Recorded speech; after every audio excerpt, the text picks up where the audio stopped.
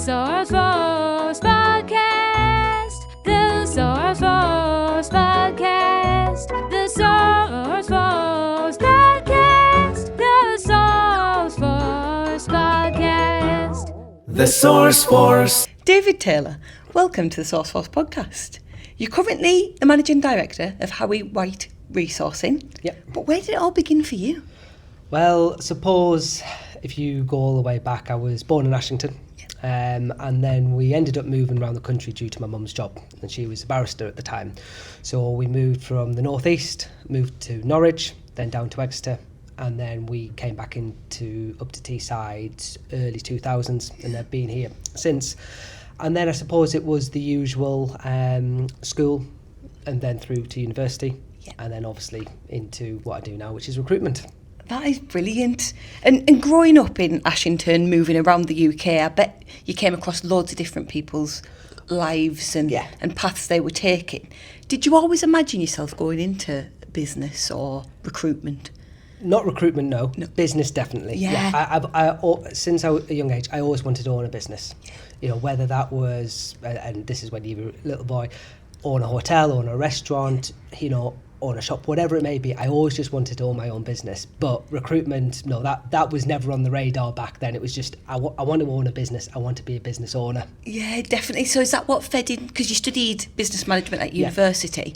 Is that kind of, I'll go to university, but I really want to own a business and kind of see where it plans out? Yeah, I think so. I think it was that generic, I don't know what I want to do. I don't know what I want to be. If I do a business management degree, it keeps all my doors open. Yeah. But I think maybe a bit of being a bit naive, I was thinking, I'll do a business management degree. It'll teach me everything about owning a business. Yeah. Well, actually now being a business owner, I realise, no, it doesn't. There's a lot more to owning a business than just reading a book, doing a degree, being taught by lecturers. Yeah, definitely. If you were going to change parts of uni courses now, is the stuff that you would add in from your learned experience? Yes, but I guess there would be, you know, if someone wants to own a business, I think there could be more that could be added in. But I suppose, what does that look like? It would have to be maybe a mandatory, I don't know, work experience for 4 weeks. If universities could get partnerships with a range of companies, so SMEs right the way up to national companies, and allow students to do maybe 4 weeks over a year to be able to get an experience, and even just sort of shadow business owners and see what their day-to-day looks like. Not just in terms of doing the job, but sort of the back end. So, you know, cash flow, understanding that side of life as well. Definitely, because I think a lot of people may leave uni and go into sort of higher roles, but they don't understand the kind of bread and butter of the business, so to speak. That's exactly it. There's a lot more to owning a business than just doing the job. Yeah. So, you know, for me, there's a lot more to it than doing the recruitment. You know, there's actually, I've got a business to run as well. Yeah. And I think that's where maybe a university degree doesn't sort of allow you to sort of see that and get a feel for that. No, definitely. And I think back to when I was in school and the careers people would come in, and it was the army, lawyers, doctors. Recruitment was never ever mentioned. No, recruitment never is. No, it's, as you say, it's all the standard ones, isn't it? It's, you've got your forces, lawyers, doctors, accountants, but yeah, recruitment never gets mentioned. So for anybody that's listening that's a bit unsure, what actually is recruitment? It's a good question. I think fundamentally the easiest way to put it is, you know, I suppose us at Howie White, we're a little bit different. So we aren't an agency, so we don't hold a database of CVs. So we are fundamentally known as headhunters. Yeah. So we will go out into the market and find relevant candidates for our clients. So we're very much client driven. Yeah. So clients will come to us and say, we are looking to recruit, I'll pick a random job, a finance director.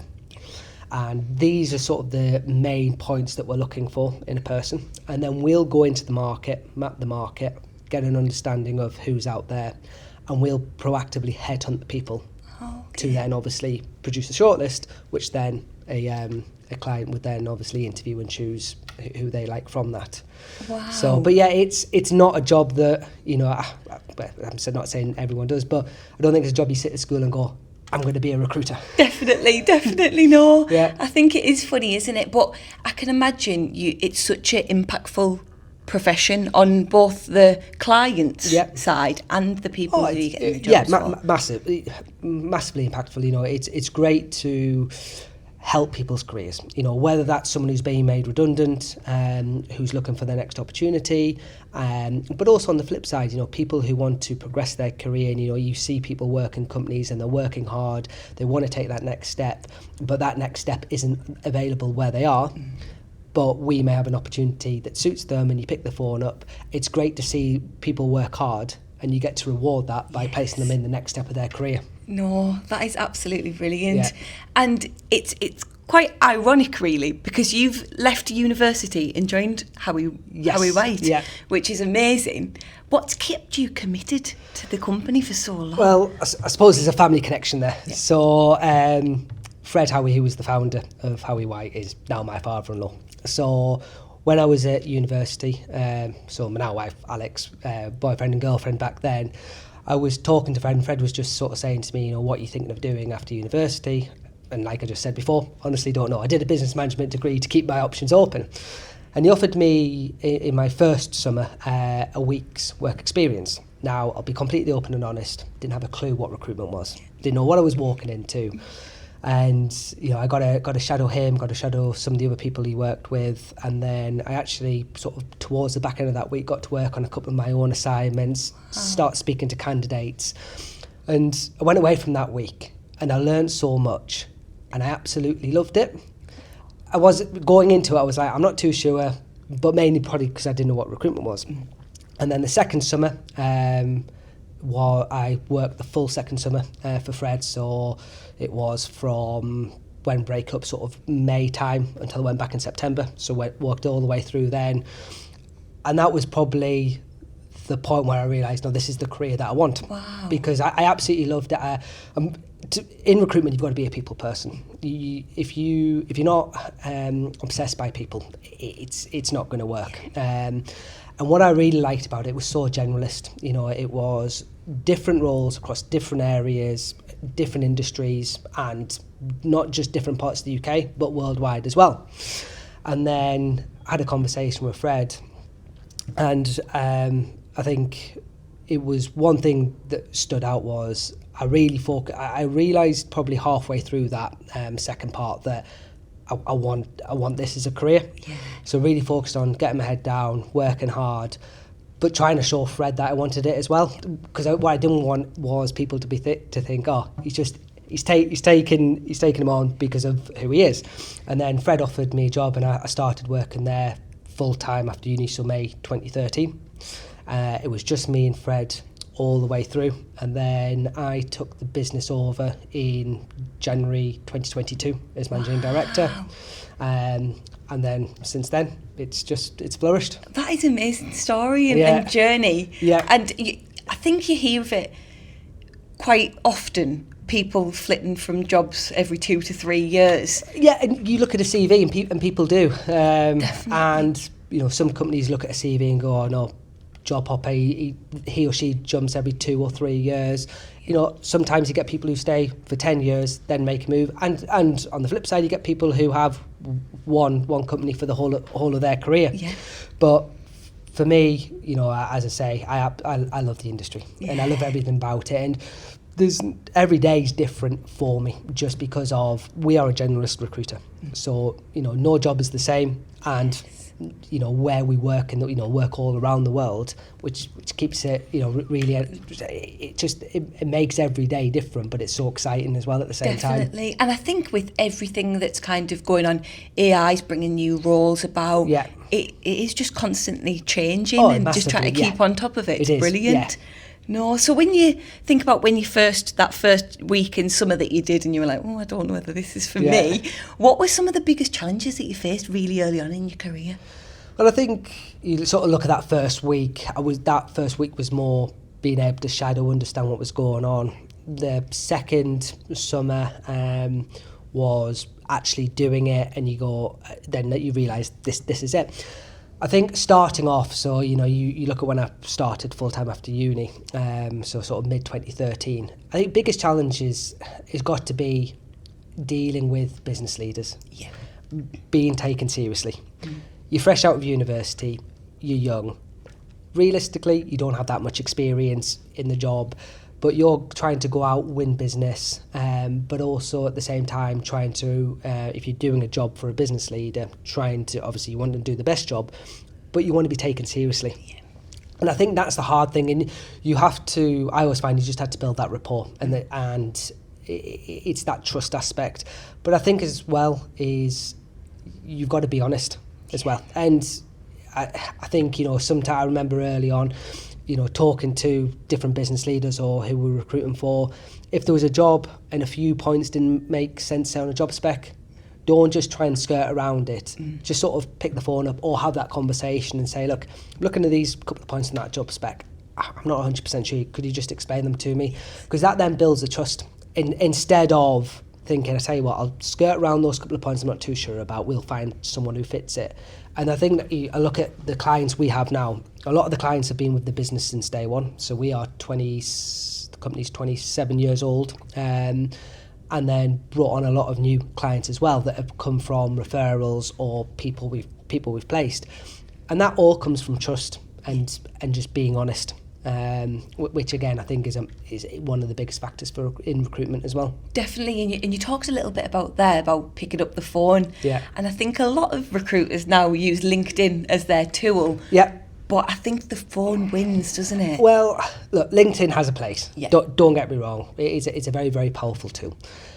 The phone has a place as well. Yeah. And you find it now, but I could not imagine sitting there doing 100 cold calls a day. Yeah. I'm going to be open and honest. That's not for me, and that is hard. But nothing will ever replace that people aspect. Sitting down with someone, over a cup of coffee, having a conversation, whether it's about a job opportunity, whether it's about maybe someone looking at a career move. Nothing beats that face-to-face interaction. But, as you said there, LinkedIn's great. Picking up the phone, yes, and just sort of picking up the phone and saying, I've got this question or I've got this job opportunity.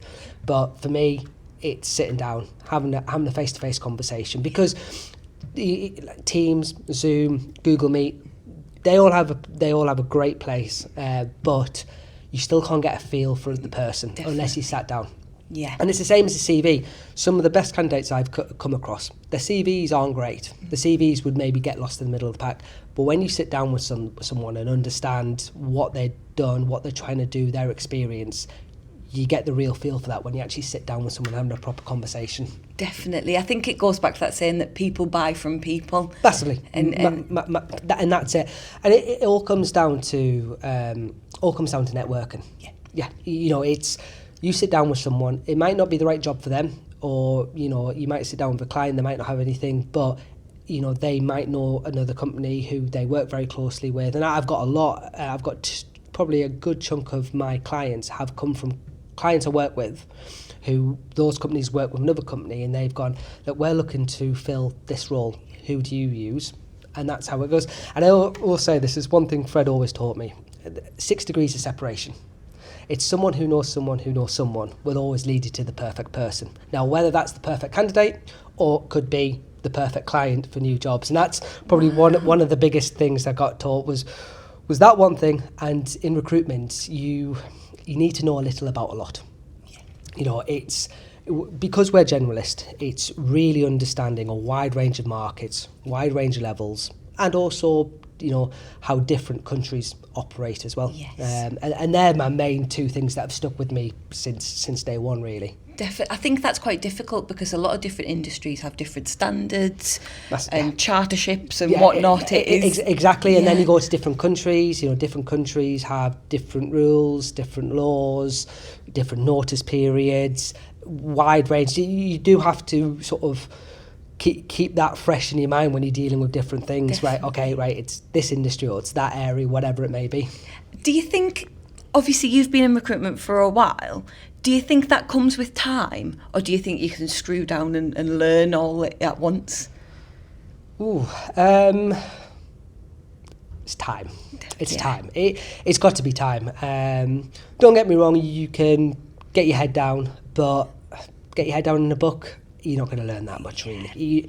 Because, and the recruitment world, I've been in it since 2013. Even in that space of time, it's changed a lot. And I can't imagine what the next 10 years and the next 20 years are going to look like, you know, as you say, with AI and whatever may happen. But for me, it's time. It's I suppose it's dealing with business leaders, you know, and even I absolutely love going out, seeing our clients. Even if it's just, I met a client yesterday for a cup of coffee. We literally just had a cup of coffee.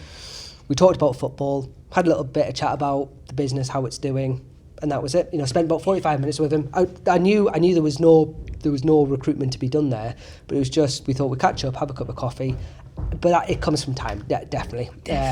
Don't get me wrong, you know, you could shadow people, you could read a book, but for me, it definitely comes down to time. No, that's amazing. Thank you for sharing that. No problem. In January 2022, you became the managing director. Yeah.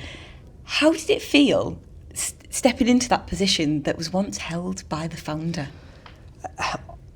Honestly, nothing different. Right, yeah. And to this day, I've never changed anything. You know, the business has had massive success from day one. You know, it's just gone from step to step to step.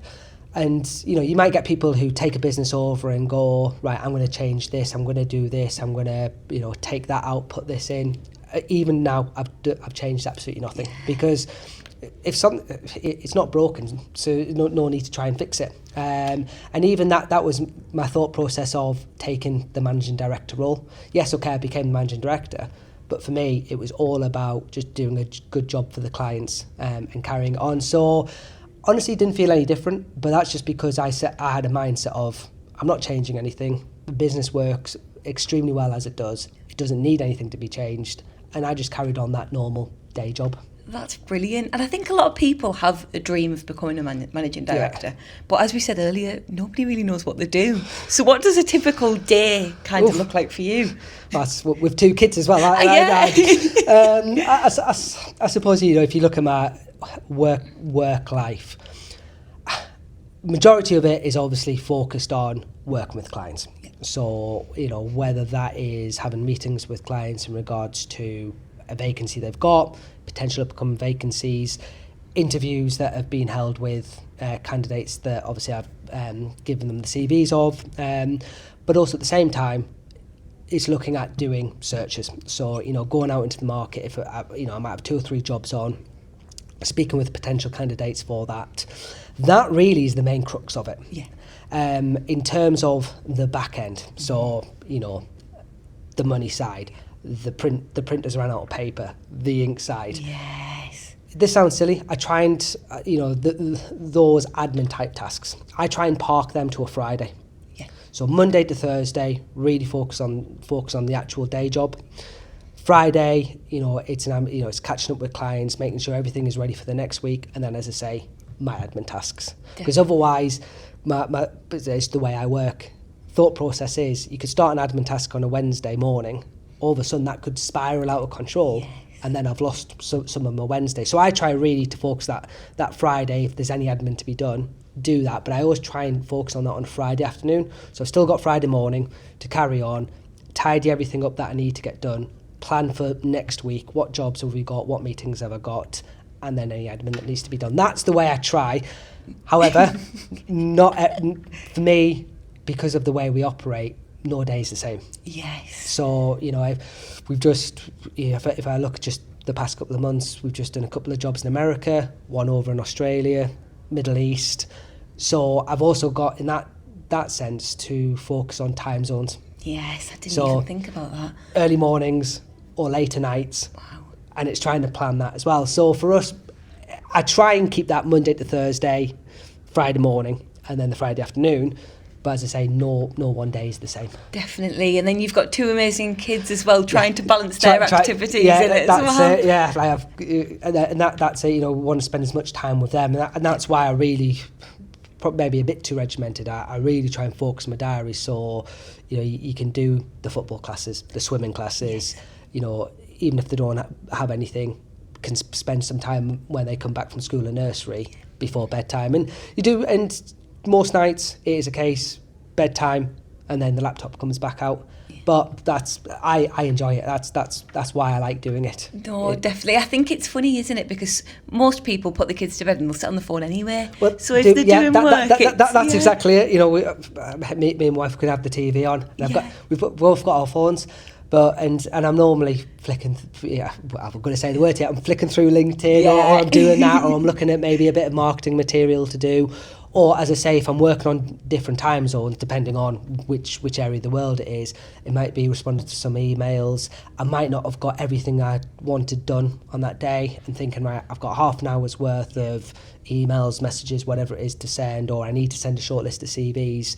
I've got, I absolutely love it, you know, and that's the main thing. And so don't get me wrong, weekends, I try and keep my weekends free for family time, do what we want to do, but I've always got my phone on me. I'm always responding. And there are there are weekends where it's like, tell you what, I just need to spend a couple of hours on a Saturday or a couple of hours on a Sunday to do that. Sunday late afternoon, evening, quite like just looking, right, what I haven't responded to, what needs responding, right, and then making sure everything is planned for the next week. You know, that's sort of the back end of Sunday, getting ready for the week ahead. No, definitely. I think that planning is just key, isn't it? It's key. My calendar has everything in, and I'm maybe a little bit OCD on that sense, but I like having everything planned so I know what needs to be done or has been done. But also I like being able to look the week ahead, 2 weeks ahead, and go, right, what have we got? Definitely. So planning is, I would say, skill. It is very skillful. Yeah, it is a skill. Definitely. But again, it's a skill that's very easily learned. Yes. It's more probably just about that dedication of, I think it's the dedication of doing it. And once you've done it for a week or 2 weeks, you realise actually, that's it. Like for me, I can't have any emails in my inbox. Yes. The emails that sat in my inbox are ones that need to be actioned in, a week's time, 2 weeks' time. Yeah. But for me, an email comes in, it gets responded to. Unless it has to stay there for a reason, it gets filed away, because then I know, right, what needs to be done. And I think that does partly come with running a business, but also because of the nature of recruitment, and you have different jobs on with different clients, need to be able to see, right, what needs to be done, when does it need to be done, and that, I just always find planning is the best way to do it. Definitely. Would you say, aside from planning and organising, there's other skills that anybody that wants to get into recruitment or business leadership that they could work on? I think communication's huge, isn't it? Yeah, I think if you take recruitment, people person, communication. If you can't sit down and have a conversation with someone, you are gonna struggle in recruitment. Resilience. Yes. That for me is a key word in recruitment. You don't get a lot of knockbacks, but you think you've done a whole process, you've supplied the client with a short list of CVs, they've done the interviews, they really like such and such, they offer the job, he or she says yes, they go back to the other company or their current company, and they get a counter offer and they stay. Yes. It's about picking yourself up, dusting yourself down, getting back on with it.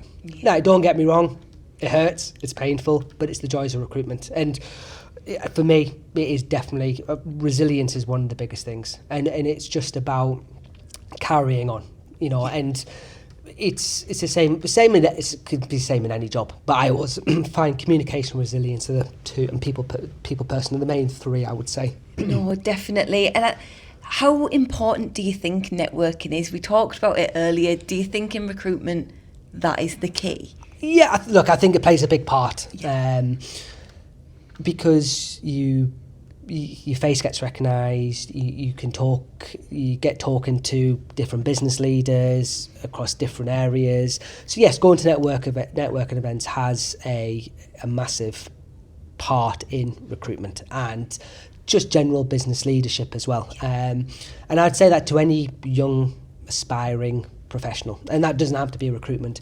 Get yourself to networking events, understand the businesses that operate in, say Teesside, the businesses that operate in Teesside, go out, speak to them and get a feeling of that. And once you start getting to networking events and you introduce yourself, people will remember that, but also that breaks that barrier down for you. And once you start having one conversation with someone, you'll find it a lot easier to go and have another conversation with someone else. It's very hard to walk up to someone and say, "Hi, I'm David. Yeah. This is what I do." It is hard. Definitely. But once you break down that barrier, and you will find it a lot easier. So yeah, networking events definitely play a big part, I would say. Definitely. And I think one thing that I've found personally is I just enjoy talking to everyone. It's like that 6 points of contact. You might not buy my product, but someone else that you know will. Exactly that. And I think, as I think we mentioned before, people buy from people. Yeah. And exactly that. You know, we one of a very, very good client of ours now. He was a candidate a few years ago for a different job. Didn't get the job, and then obviously he's taken on a senior role in the business he's in now, and they're one of our very, very good clients. And it's that remembering. Yes. You know, he's obviously gone there, got a couple of recruitment opportunities, remembered the conversations we've had in the past, and that's it. You know, people do remember people. Definitely. And I think it's networking wise. Get yourself out there, just speak to people, and especially in the areas of, say, Teesside, you know, go to Teesside networking events, meet business leaders, understand what other businesses there are in the Teesside area or Newcastle area, Sunderland area, wherever it may be, and then that's how you start getting remembered, and then word of mouth, it starts spreading around. No, that's absolutely brilliant and absolutely spot on. Yeah. I think recruitment must be very, very rewarding, seeing the impact that you have on people's lives and people's dreams, really. Is there a particular story, a success story that stayed with you? No, there isn't actually. Yeah. I would say everyone we do is a success. But if you say impactful, you know, it's the people who have, you know, maybe been made redundant where they didn't expect it. You know, I've been recommended to them because I've got a job that someone thinks they might be suitable for. You have a conversation, and look, some people, you know, some people take redundancy well, if I could say it that way. Some people don't. Yeah. I would say that's impactful. Someone who's been made redundant, lost the job, who really enjoyed that job they were doing, bit down because I really liked that job. I enjoyed what I was doing. I would say that's impactful when they get another opportunity. But in terms of if there's one story, no, for me, I just absolutely love everything that we do for all our clients. So for me, every placement, I would say, is a success story.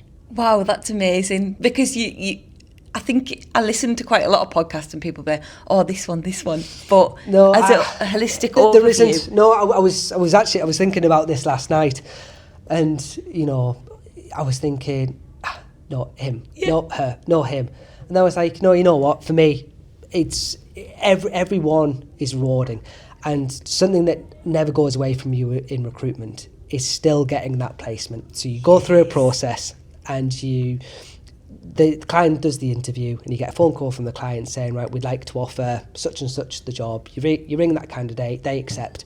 That, even from the first one I had, right the way through to now, you still get the same buzz. And I think that's why there's not one. To me, every single one is a success. That is amazing.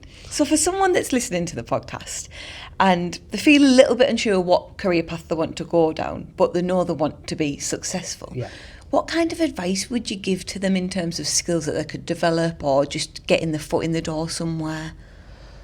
I think it maybe goes back to what we were saying about networking before. I think if you have no idea what you want to do, maybe get yourself to a couple of networking events. And again, sort of repeating myself a little bit, but understanding what businesses there are in your area.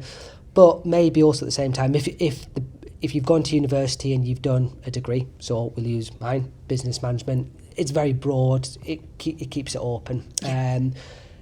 You may pick up something while you're doing that degree thinking, I really enjoyed the finance part, or I really enjoyed the legal part, or whatever it may be. But for me, I think it's, get yourself out, try and get as much work experience. Now, that is a lot easier said than done, to try and get work experience. But I think if you're able to, pick out a few businesses in your area and say, look, I really like the look of them. If someone was to come to me or email me or ring me and say, I've looked at your business, I'm potentially interested in a career in recruitment, would I be able to do a day's work experience for you. That, to me, would show so much determination that would think, you know what, yes, no problem. And I think other business leaders and other businesses would be the same. If someone's stepping outside of their comfort zone and reaching out and saying, look, I really like the look of your business. I'd quite like to maybe shadow someone for a day, 2 days or a week and understand it, because I'm not 100% sure what career path I want to go down. I think that says a lot.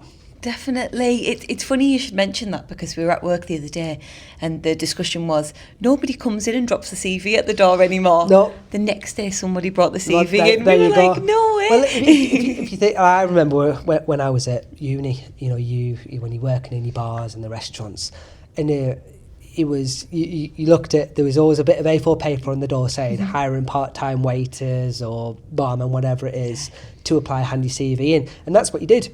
Took your CV off, printed it up. God knows what my CV looked like then. But then you go and hand in. But you are right. No one does that now. No. And I think that's where, you know, the likes of like job boards. Yeah.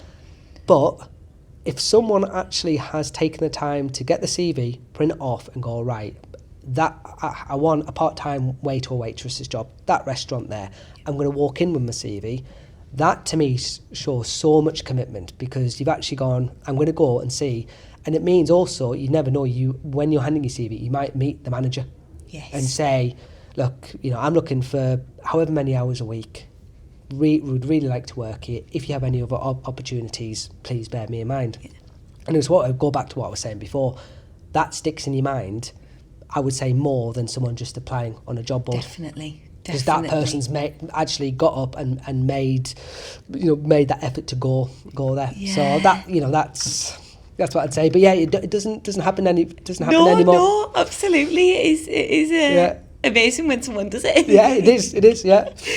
So I think a lot of people have misconceptions about recruitment and about running a business. Yeah. What do you think I think when I've spoken to other people, the biggest misconception they say is people think that when you work for yourself, you've got all this time in the world. Yeah. What would you say the biggest misconception is about running your own business? I think you've just said it. Yeah, you know, I think, and look, if you were to look at from an outside running a business, you can play golf when you want, you can go to the gym when you want, you can do this, you can do that. People don't realise the stresses that come with running a business. Yes. So, you know, if you're employed by someone, you've got your 9 till 5, you know, at the end of the month, you're getting your salary, you're going home, fine. Running a business there is a lot of stresses. You know, cash flow. Go back there. Cash flow is one. You know, and it's not just about, you know, if we forget about doing the recruitment job for a minute. Run the business, it's cash flow, thinking, can I have is there enough money to pay salaries for the next month, next 2 months, next 3 months? What does the budget, what roles or jobs have we got coming in over the next 1, 2, 5, 6 months, whatever it may be? Now, don't get me wrong, owning a business does have the perks as well, as you say, you can manage your own diary. But it does come with a lot of stress. And I always say this, it's that give and take. Yes, definitely. It's definitely that give and take. But on the flip side, there can be some weekends where you have to work all weekend. Yeah. Or what you don't see from a business owner, it's the 10, 11 o'clock midnight finishes. Yes. Where you have to maybe, whether you're doing a job for a client or you're having to, you're paying that month's wages, you're sorting out the bills, you're doing the admin. That it's the both sides of it. But as I say, it does come with the perks. Yeah, if you look at your diary and go, yeah, okay, tell you what, I'm going to take that couple of hours out of my diary on that day to go to a golf day or whatever it may be. So definitely has its perks. Definitely. But it's the unseen side that people don't see. You can't just shut your computer off at 5 o'clock and be done. That's it. But on the flip side, it's so rewarding. The thing I'd always set out from a very, very young age was to own a business, and to be able to do that now, that for me is what I always wanted to do, and that's why I absolutely love it. No, that is brilliant. I think a lot of people kind of have that initial idea and then never follow through, and you're always kind of stuck in limbo a bit, aren't you? It's hard. How do you go from if you work in a company, whether it's an SME, big multinational, and you think, right, I can make a career out of this on my own, run my own business. It's a big jump, that, because you've got to think, right, okay, if I'm going to leave where I am in a stable job with a stable salary to go and set up on my own, it's those sleepless nights, it's where the client's going to come from. Have I going to have enough money to be able to see me through until I start getting a few of those jobs? So we're going to have enough money in the bank to be able to pay the mortgage, the bills. It's a big leap. So anyone who does it, absolutely hats off, because it's a risk, but it's a very, very rewarding risk once it pays off. Excuse the pun. That makes sense. Yeah. No, definitely. For anybody that's on that sort of topic, leaving school, that dream, owning a business, what experiences would you suggest that they take from sort of early on? Would you say shadowing and I think I'm going to use the word entrepreneurial. I think you do have to have a bit of that entrepreneurial spirit in you. I think yes, the shadowing aspect, but there's got to be a want to have your own business. So as I say, I always wanted to own my own business. Didn't know what that was going to be, but I always wanted to do that. Now, when I was little, was I entrepreneurial? Probably no. I wasn't. I was going to say probably not. I wasn't.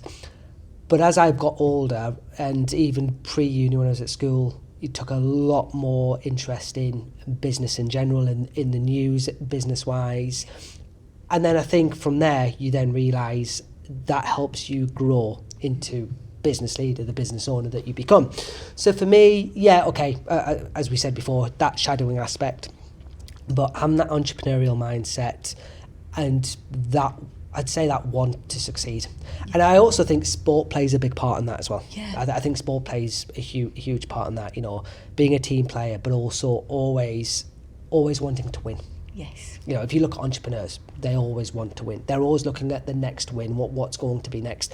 And I think if you can translate that sports mindset, so if you're playing sport and have that mindset, that will help you going forward as a business leader as well.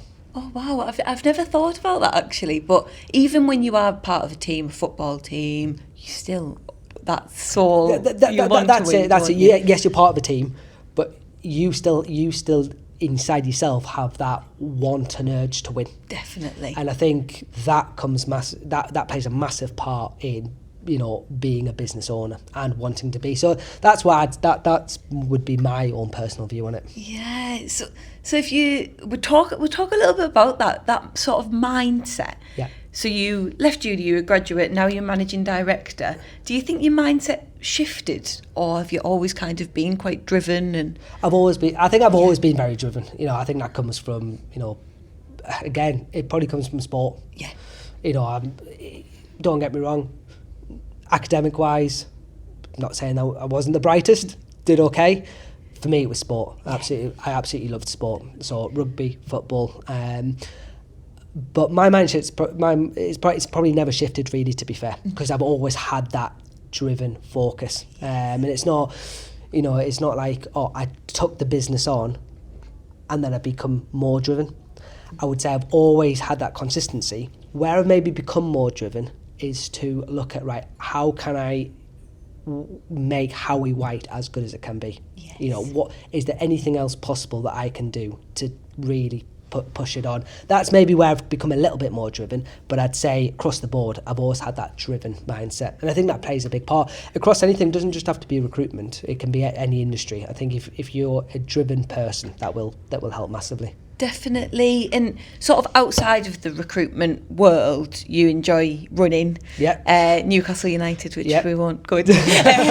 Spending time with your wife and kids. How important is it for you to kind of switch off and have these interests beyond your career? Oh, massive. I think massive, because it allows you to sort of just switch off. Well, I say switch off.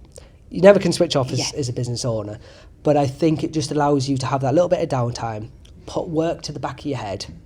And, my little girl, she's 14 months, my son's 5. And you do forget it very quickly. When you're playing with them, work does just sort of go to the back of your head.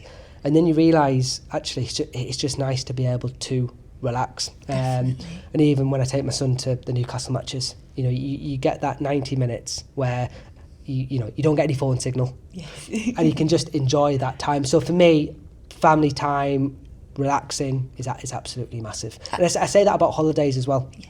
You know, it doesn't have to be a holiday as abroad. You can just take 5 days off. But just to be able to wind down, recharge the batteries, ready to go again, it's massive for me. I think when you take that reset, you kind of go in with a bit of a fresher mind and a fresher outlook sometimes, don't you? Oh, huge. You know, I come back from, you know, holidays, feel so much more energised to go again, because you've had that bit of downtime. Now, don't get me wrong, when we go away, I've always got my phone, I've always got my laptop, I'll always be doing bits. Obviously not doing as much as nowhere near as much as I do when I'm here. But you come back and you do feel energised, ready to go again. But even like, you know, whether it's doing something with the family, so wife, 2 kids, it can also bring ideas as well. Yes. And you know, that they could do something and you think, I'll tell you what, actually, that down the line, business-wise, I could be able to implement. And it sounds silly, no. You know, Ella's only 14 months old, my son Rory's 5, but they might do something and I might go, hang on, not now, but what you've just said or what you've just done, I'm going to be able to implement that into the business in the future. So definitely, you know, it does give you different ideas as well. But for me, family time, relaxation is so important. Yeah, that's amazing. And no matter what it is, you know, if it's running, if it's playing any form of sport, you know, if it's doing DIY on the house, or you've got a car that you're adding to, just to be able to just switch off and enjoy it. And I always think you come back 10 times more productive. Yes. Because you've just had that little switch, even if it's one day, you've just had that little switch off, then you can come back and you can carry on. Definitely. Nobody can work 24/7. No. Definitely need that. Yeah. So we'll end with our final question Yep. that we ask every podcast episode. And it's, if you could go to your younger self and give yourself one piece of advice, what would it be?